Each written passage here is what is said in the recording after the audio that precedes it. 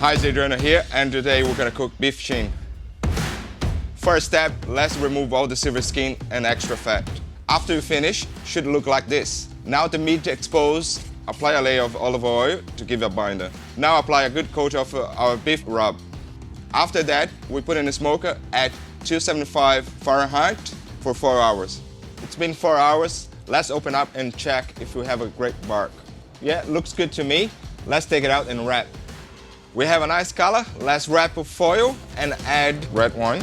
We are using the Butcher Cellar Malbec. Back to the smoker. It's been 7 hours. Our beef shin is probing 210 Fahrenheit internal temperature. Let's open up and check it out. It's look great. Let's put on top of a bed of mashed potato. Now the money shot. Let's put all the juices left on the bottom.